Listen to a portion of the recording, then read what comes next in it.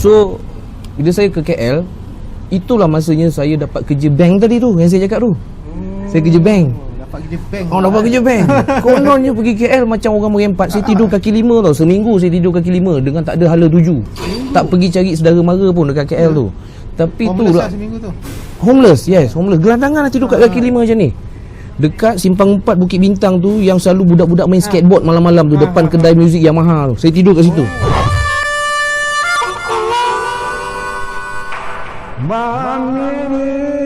Kita bersembang-sembang. Assalamualaikum warahmatullahi wabarakatuh. Kami Raksasa Manja.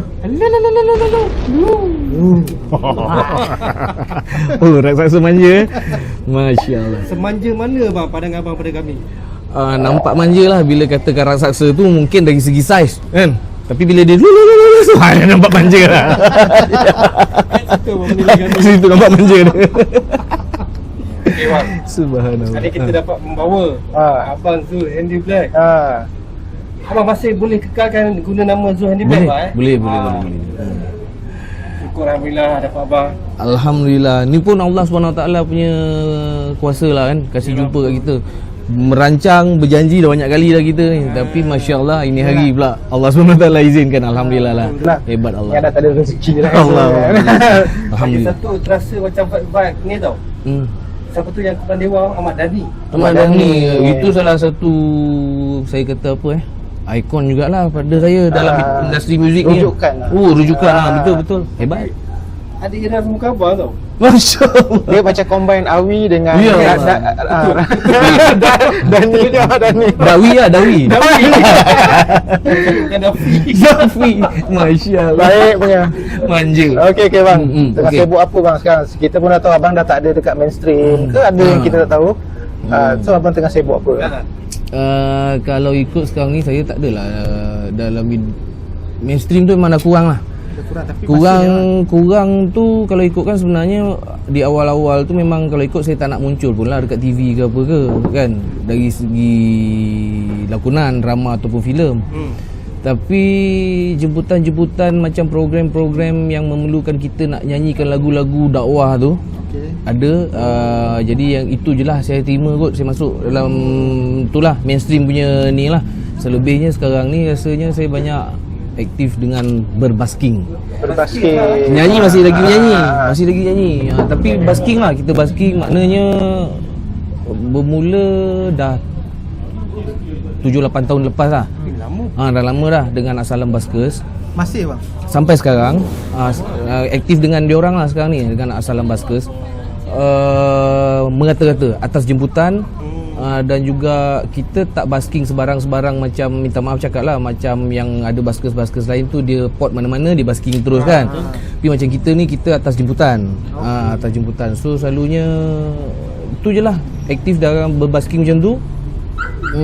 Dan juga jemputan-jemputan ceramah ada jugalah. Jemputan ceramah yang orang panggil kita untuk buat talk motivasi ke apa, sharing-sharing kan, perkongsian. Bukannya kita nak cakap soal agama, hukum, hakam, halal, haram, dosa, pahala tu bukan. Itu bukan tauliah kita. Bukan tauliah saya. Tauliah saya motivasi lah. Jadi apa saja pun program yang dijemput, kita pergi tu atas kata-kata untuk motivasi lah. Benda-benda tu lah sekarang aktif macam tu lah. Apa, kongsi pengalaman Kongsi kan? pengalaman. Bukan soal hukum hakam. Tak. Itu bukan kita Itu kena punya ada ni. tauliah. Itu kena ada tauliah. Dan betul, betul. kena ada tauliah. Kalau tak memang jadi masalah lah kan. Akan jadi pertikaian macam-macam. Lepas tu selebihnya industri lukisan lah. Dunia lukisan kita lah Bob. Bob pun melukis juga kan? Masih bang? Masih melukis. Melukis ni atas tempahan juga. Tak tempahan. Potret saya memang sebenarnya saya memang ke situ lah. Kita ada extra lighting. Tak apa. Okey, no problem. Okey. Potret tu saya punya expertise lah.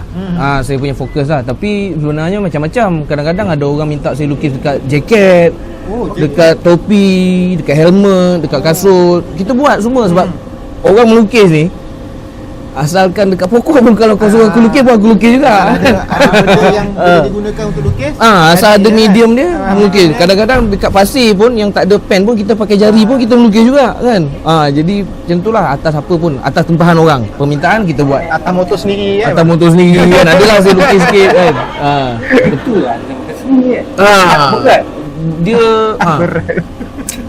kalau ikutkan betul lah, memang kalau saya ambil seni tu dalam diri saya ni, saya ambil benda tu sebagai satu benda yang besar. Kita tak terima benda tu, seni tu macam benda-benda yang macam aku nak masuk lah bidang seni ni, nak suka-suka lah, nak macam nak rasa macam jadi penyanyi lah, nak rasa macam jadi pelakon lah. Tak. Benda ni nature lah. Saya rasa memang bakat Allah SWT kasih. Daripada kecil lagi dah nampak tau benda tu. Maksudnya masa kecil lagi saya melukis pun, kita dah mula melukis figure-figure manusia kan, figure Spiderman, kartun-kartun kan. Jadi respon daripada ahli keluarga yang nampak lingkungan kita masa tu, dia cakap budak ni boleh melukis lah kan. Cantik lah. Cantik lah macam tu kan. Lepas tu kadang-kadang tu bila kita dengar lagu, kita dah boleh ikut beat tau. Ikut beat kan, dun dun tak dun dun dun. Kita tak daripada kecil lagi, masa darjah 1, darjah 2, masa tu nenek saya pun dah perasan budak ni kok bosan besok main gitar dia ni. Kita dengar lagu, kita maksudnya beat tu on tempo tau. Kita bukan sembarang-sembarang macam kan. Bukan pantai kan. So benda ni saya nampak bakat yang memang ada dalam diri saya. Semula jadi. Lepas tu pula nak kata apa yang saya buat dalam hidup saya pun, dari segi kerjaya pun, semuanya banyak lebih dalam bidang seni je. Sangkut paut seni. Sangkut paut dengan seni je. Bukan tak pernah kerja bank, pernah. Zul Handy Black pernah kerja bank. Sebelum terlibat sebagai selebriti lah. Okay. Pernah kerja bank sebagai? Mula-mula sebagai tailor biasa, sampailah ke promotion untuk jadi officer. Saya pernah 3 tahun saya berkhidmat kerja bank. Tapi masa kerja bank pun, sekiranya setiap year end tu ada pertandingan karaoke inter-finance, inter-bank apa semua, saya masuk, confirm saya menang. Masa tu memang selalu saya menang. Pernah satu kali tu, ada satu pertandingan tu, artis jemputan dia Amy Mastura. So malam tu saya menang, dia tahulah siapa juara malam tu. Bila saya dah jadi selebriti dan kita berlakon drama yang sama, dia cakap, I rasa I macam pernah jumpa you lah sebelum ni, dia cakap. Lepas tu aku cerita, boleh flashback, dia cakap, iyalah juga. So bidang nyanyian pun, masa kita kerja bank pun terlibat dengan kesenian juga. Dan masa saya kerja bank, ini mak saya tak tahu, malam saya overtime main club. Saya drama, dulu saya drama juga. Daripada zaman sekolah. Instrumen abang boleh main apa lagi? Drum, gitar, bass, piano, banyak. Nak macam P. ukulele. Seruling? Seruling tak boleh. Benda-benda yang blow saya tak pandai. Itu tak boleh. Tiup bunyi sumbang. Okey. Tadi tu. Tiup ni hanya speciality Betul. Okay, saya nak tanya ni, macam abang cakap tu, masa sekolah abang dah minat lah. Jadi abang cakap tu, masa sekolah dah main drum. Masa sekolah tu, masa sekolah menengah dah ada pertandingan muzik untuk pelajar-pelajar senior, form 4, form 5 kan, macam bakat sekolah kan. Kita masuk, masa tu saya main drum. So zaman tu lagi pun dah memang zaman sekolah menengah tu saya dah terlibat dengan band tentera yang main dekat kenduri-kenduri kahwin. Band tentera dekat Seremban lah. Saya, kampung saya Seremban, Taman Tuanku Jaafar tu, dalam tu ada satu camp tentera. Selalu petang dulu saya suka jogging for stamina ni. Kononnya masa tu suka menyanyi, nak ada stamina, suka-suka je menyanyi, nak ada stamina. Tapi bila dengar ada band askar tengah praktis kat camp tu, saya jenguk sekali tu dia orang panggil, "Masuk adik, nak masuk kan, ikut gate depan tu masuk." So terlibat dengan dia orang. Masa tu mak bapak saya pun mula dah macam, dia cakap, "Kau ni besok ni nak jadi apa ni kan." Benda tu dah nampak ke arah tu. Melukis pun jalan seiring, muzik pun jalan seiring. Jadi melukis tu pun, dalam pada saya sibuk main muzik, pergi main night club apa semua tu, saya terlibat juga dengan kawan saya yang melukis dekat kaki lima ni. Saya lah orang kaki lima lah. Senang nak cakap lah kan, melukis kat kaki lima, buat potret dulu. Kat CM pun pernah duduk. Jadi buat kata orang, muka ni dah biasalah duduk kat kaki lima tu apa semua kan. Jadi benda-benda kesenian ni dan struggle ni bagi kita bukan satu benda yang asing dalam kehidupan. So itu saya nampak, saya pandang dari sudut kesenian dalam hidup yang Allah bagi. Struggle tu pun struggle tu satu kesenian dalam hidup. Sebab saya tengok mungkin Mungkin ni persepsi manusia berbanding dengan kita yang hidup di kaki lima yang mencari rezeki macam tu, berbanding dengan orang yang kerja pagi, bangun punch card dan balik punch out kan dekat office kan. Kita rasa struggle macam tu. Saya pandang kesenian tu dekat cara hidup macam orang-orang macam saya ni kan. Cakap ya Allah, hebat Allah kan. Yang mana orang yang kerja pejabat tu dia tahu ujung bulan nanti dia ada gaji. Kami ni orang-orang macam freelancer, contoh macam kita lah, senang cakap kan. Kita tak tahu ni rezeki kita ni macam mana ni. Hebat kita ni berserah pada Allah tu. Masya-Allah. Tu satu sudut kesenian juga. Kan. Betul bang. Sampai sekarang ni saya tak tahu bulan depan saya ada ke tak income. Betul. Lagi satu yang saya nak share lah, tentang rezeki kan. Tak pernah terfikir, tak pernah termimpi malam ni saya akan minum strawberry shake. Ada aiskrim. Okey. Dan percuma. InsyaAllah tak payahlah kot kita tak tahu kan. Tak percuma. Kan percuma kan. Okey kan. So bab rezeki ni bila alim ulama kongsi dengan saya dengar perkongsian daripada alim ulama cakap rezeki kita ni Allah SWT dah tulis 500 tahun terlebih dahulu sebelum Allah SWT mencipta 7 lapis langit 7 lapis bumi. Dia dah tulis dah rezeki untuk hamba dia ni. So adakah semalam kita berperancangan besok aku nak minum milkshake strawberry? Tak. Tapi hari ni Allah hantar je macam ni. Kan? Macam dapat jaket Levi's ke apa Jaket Levi's kalau nak kasi kan. Masya-Allah ada rezeki dia. Ya Allah hebat. Macam saya sampai dulu pun tak dapat. Tengok. Kita compare jauh sikit. Apa membesarkan awak ni? So ada perubahan adik-adik. Okey. Ada tak adik-adik selain apa yang dilibatkan dalam sini? Saya lahir Negeri Sembilan, Kuala Pilah. Dan membesar bersekolah semua dekat Seremban, sekolah menengah, sekolah rendah dekat Seremban. Adik-beradik 5 orang, saya yang pertama. Saya yang sulung. Sekarang ni umur dah senang cakap dah masuk 50 lah pun. Tahun ni 50 kan? Kan. So anak seorang, cucu seorang. Cucu seorang. Motor sebiji, bini kan. Bini ada bini. Juga itulah kan. Seremban lah asal saya. Bersekolah semua kat Seremban. Sampai sekolah menengah. So yang 5 orang adik-beradik selain apa tak ada lagi yang terlibat dalam dunia seni? Apa seorang terlibat secara serius macam saya ni tak. Tapi ada juga dalam adik-beradik itu yang kita tahulah dia ni boleh menyanyi. Dia ni ada tangan seni, dia boleh melukis, tapi cuma dia tak explore lebih dan dia tak gunakan benda tu lah. Dalam hidup dia bekerjaya macam orang biasa-biasa lain lah yang pergi pejabat lah. Macam parent abang kalau boleh nak abang ke mana? Macam kerjaan dia orang memang kalau ikutkan memang nak kita ni jadi orang yang mungkin kerja-kerja pejabat lah kot. Kan daripada dulu sebab adik-adik saya yang lain semua kerja pejabat. Minta maaf cakap bapak saya ni orang yang bekerja dengan jabatan Felda. Ibu pejabat Felda kan. Jadi adik-beradik saya semua boleh kata semua kerja Felda. Saya seorang ni tak kerja Felda. Saya sebagai orang yang macam sekarang dan adik bongsu saya kerja KWSP. Yang lain yang lagi 3 orang yang tengah tu semua Felda. Kelapa sawit yalah Felda sekarang kelapa sawit. Tapi dia orang semua bahagian office lah kat sini, bukan peneroka dekat tanah rancangan tu lah. Okey kot. Bunyi apa dia? Bunyi motor kuat. Nak kejar? Kita kejar kan. Itulah. So daripada Seremban abang melukis melukis, menyanyi. So macam mana apa yang membuatkan abang berhijrah? Abang berhijrah ke KL tu? Apa dia punya motivation tu? Dia kan sebenarnya saya hijrah ke KL daripada Seremban tu bermula daripada habis sekolah form 5 tu je saya dah lari ke KL dah. Oh, masa melukis tu masih sekolah lagi? Masih sekolah lagi. Okey, cerita dia gini. Masa sekolah tu saya melukis kat kaki lima tu, saya join dengan otai-otai yang dah senior melukis kat situ. So, habis je zaman sekolah, ada satu insiden yang melibatkan saya dengan keluarga. Ini terlagah keluarga anak sulung yang nakal lah, senang cakap kan. Terlagah yang gitu sampai kan saya ni bawa diri ke KL. Abang nak sulung? Saya nak sulung. So bila kita bawa diri ke KL tu, masa tu saya mulakan hidup untuk saya buktikan pada orang tua saya aku pun boleh sukses lah.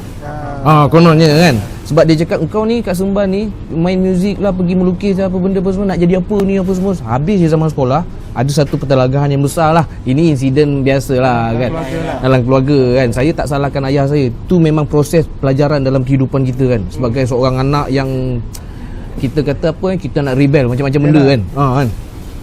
So bila saya ke KL, itulah masanya saya dapat kerja bank tadi tu yang saya cakap tu. Saya kerja bank. Dapat kerja bank lah. Dapat kerja bank. Kononnya pergi KL macam orang merempat. Saya tidur kaki 5 tau. Seminggu saya tidur kaki 5 dengan tak ada hala tuju. Tak pergi cari saudara mara pun dekat KL tu. Tapi tu Homeless lah seminggu tu. homeless, yes, homeless. Gelandangan lah tidur kat kaki 5 macam ni. Dekat Simpang 4 Bukit Bintang tu, yang selalu budak-budak main skateboard malam-malam tu, depan kedai muzik Yamaha tu. Saya tidur kat situ. Sejarah saya seminggu.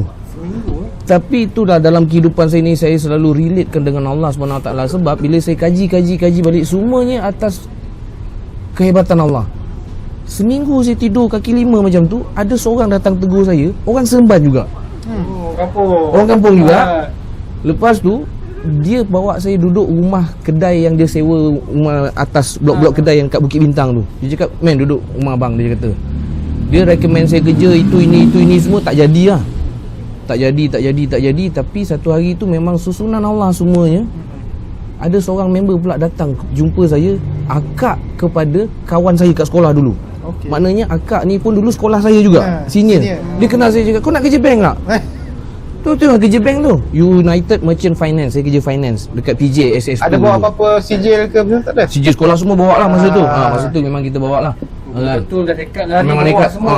Bawa semua kan.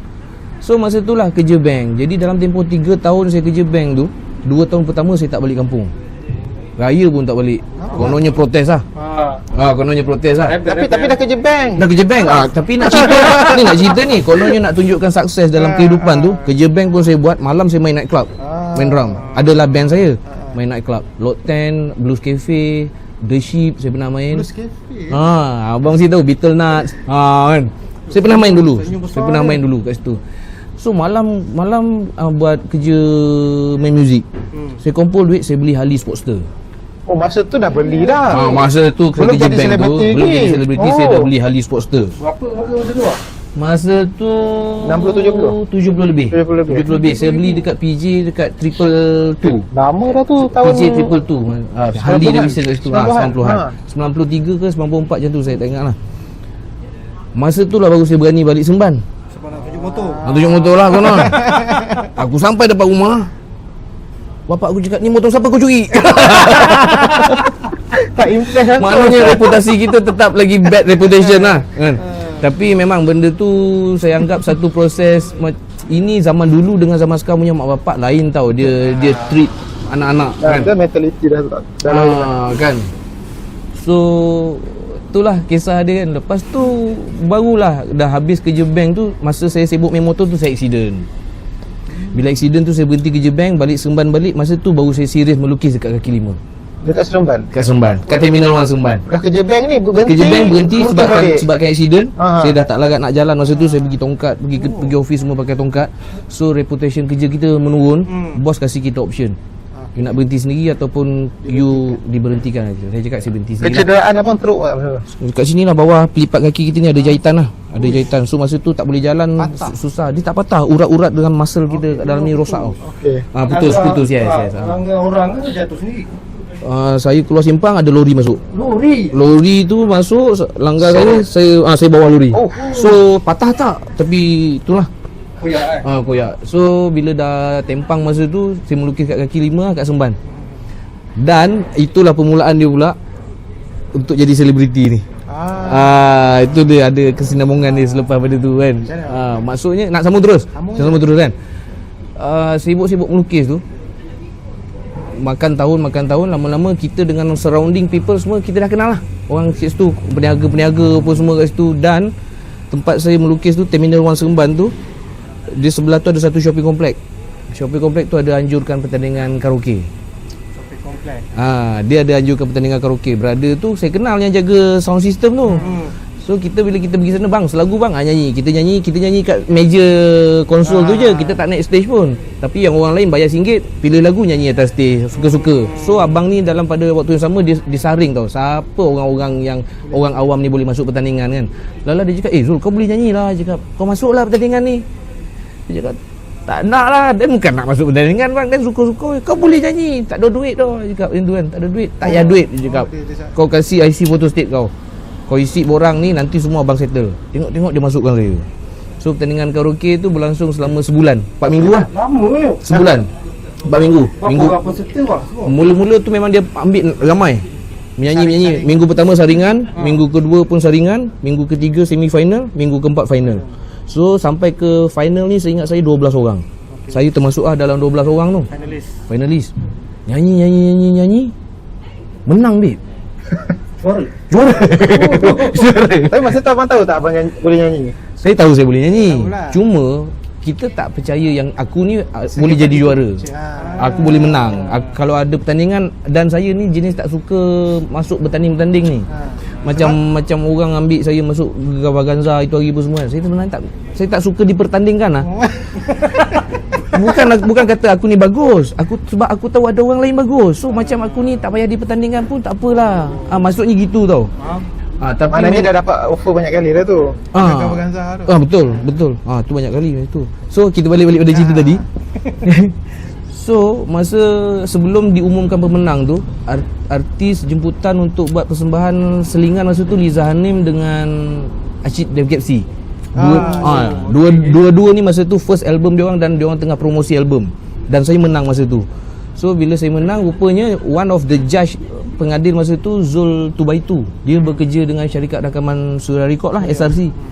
Dia offer saya. Dia kasih saya kad. Kita berhubung dapat ni offer untuk jadi penyanyi untuk Andy Black lah. Masa tu Andy Black tengah tak ada penyanyi. Tapi sebelum tu abang final lagu apa? Penjara Janji. Boleh sampai Dulu lah. Sekarang pun sampai, tapi takkan nak nyanyi kat sini kan. Lagu tu tinggi. Okey, lepas tu dapat tawaran. Dapat tawaran. So bila dapat tawaran tu, saya balik rumah. Saya tak serba salah nak cakap dengan mak saya. Apa aku cakap dengan mak aku ni kan? Bukan tak bagi, sebab kita tahu daripada dulu dia cakap, kita tahulah dia nak anak dia ni jadi apa kan. Kita tahu bukan dia nak anak dia ni jadi artis lah. Senang cakap lah kan. So saya cakap dengan mak nak kena naik KL lah mak. Asal 3 bulan ni. Asal lamanya? Tolong kawan jual durian. Tolong kawan jual durian. Kenapa jual durian? Kan musim durian saya cakap. Kawan punya pekerja ada balik kampung tak balik. Dia kurang pekerja ni. Minta tolong. 3 bulan ni. Saya pergi. Mak kasih lah. Tapi pergi buat album ni. Recording. Dan SRC pun masa tu kasih rumah. Surya Record dia kasih lah kita punya macam-macam lah. Makan kita semua dia jaga, jadual kita semua dia memang nak groom kita untuk boleh blend dengan Andy Black tu kan. Dan duduk bersama dengan kumpulan Andy Black sendirilah. Dan sesi latihan kita setiap hari selama 8 jam. Disiplin semua, jadual semua dia buat. Waktu senaman saya bila, waktu jogging saya bila, apa semualah. 3 bulan. Album pun release. Album release kita buat dekat Hard Rock. Hari Sabtu. Selepas lunch hour masa tu Hard Rock KL lah. Habis je launching tu, dengan reporter ambil gambar, interview apa semua ni. Aku tahu ni besok keluar paper ni kan? Confirm keluar paper ni. Habis interview tu, saya balik pergi Pudu. Saya naik bas balik Semban. Sebab besok aku nak pergi kedai, nak buka kedai, nak melukis. Dah jadi artis pun nak buka lagi. Saya masa tu macam tak fikir aku ni artis. Sebab sorry tu say lah, saya ni tak pernah bawa diri saya ni rasa macam aku selebriti, korang orang biasa. Tak, saya tak pernah rasa gitu. Tak pernah, lillahi ta'ala. Tak tahu lah, mungkin kita ni orang kaki 5 kan. Kita tak pernah rasa macam nak duduk tinggi-tinggi pada orang lain, tak pernah. So saya rasa macam aku jadi bangang pula kalau aku nak belagak-belagak macam orang kan. Tak boleh, saya tak boleh. So lepas launching album tu saya balik Semban. Besok nak melukis ni. Pergi balik kat Semban, kat kedai saya besok pagi tu. Macam biasa, kita punya style memang sempoi-sempoi lah. Pakai t-shirt, pakai seluar jeans, pakai sneakers melukis kan. Dekat radio kat kedai kita ni, lagu keluar tau. Lemak lagu aku kan. Saya dengar lagu saya keluar tau. Lepas tu member yang duduk sebelah ni juga, lagu Awi baru keluar, sedap lah. Dengar. Okay, aku dengar, tapi saya tengah lukis pinggan masa tu. Ya kan. Lepas tu dia bangun, dia pergi kedai sebelah. Kedai sebelah tu ada jual buah-buah, ada jual surat khabar apa semua. Dia beli lah, kedai mamak tu. Lepas tu dia duduk sebelah, dia baca Metro. Saya perasan dia baca Metro. Tahu Metro sampai pong je. Jual durian 3 bulan. Member marah, partner niaga ni. Jual durian 3 bulan dengan aku pun aku tipu kan. Member pun tak cakap kan. Member pun tak cakap, seorang pun tak tahu kan. Dia cakap, bukan Mat, aku malu Mat kalau lagu aku tak sedap ke, aku malu balik kampung ke apa semua kan. Kejap lagi tu telefon dalam kedai bunyi, kring kring. Saya melukis kat sisi kedai masa tu, telefon kat dalam, telefon bunyi, member saya bangun, bapak saya call. Bapak saya masa tu kerja KL lah, Peroda kat sini. Zul call, saya pergi, bapak saya call, ni bila kau jadi penyanyi ni? Oh, dia dah baca paper pula kat KL. Aduh kan. Tapi setakat-setakat tu lah. Cuma masa tu perhubungan saya dengan keluarga, dia nampak macam dah okey sikit, tapi masih lagi belum betul-betul ni. Dengan mak okey, dengan ayah lah biasalah. Dengan ayah ni dia macam ada satu macam mak masa dapat tahu yang abang buat jadi artis ni, apa macam mana dia punya reaction dia? Mak saya jenis Kamu mula cakap jual durian tadi kan? Dia pun macam tu lah juga cakap. Tapi dia okey lah. Mak saya okey lah kan. Durian Jual durian apa, jadi artis pula ni kan. So masa tu mungkin dia jadi okey sikit sebab mungkin keluarga kita sebenarnya intention dia tak nak tengok anak dia ni besok membesar hidup melarat.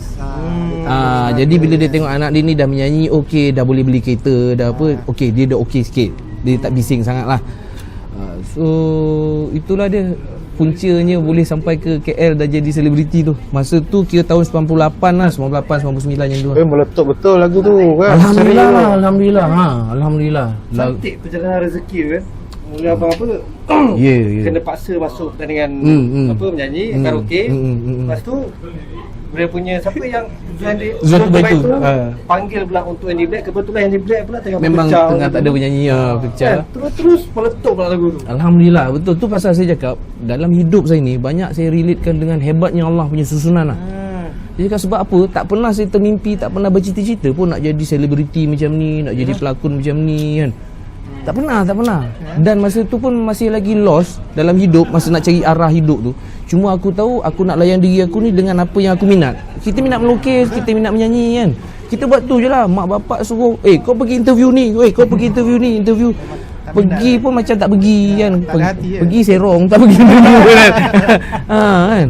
Sudahnya gitulah tu. Tapi itulah hebat Allah lah. Rupanya sudahnya bila saya buat satu kesimpulan, dalam hidup kau, kau kerja presiden sekalipun, sebenarnya semuanya dalam penjagaan Allah SWT.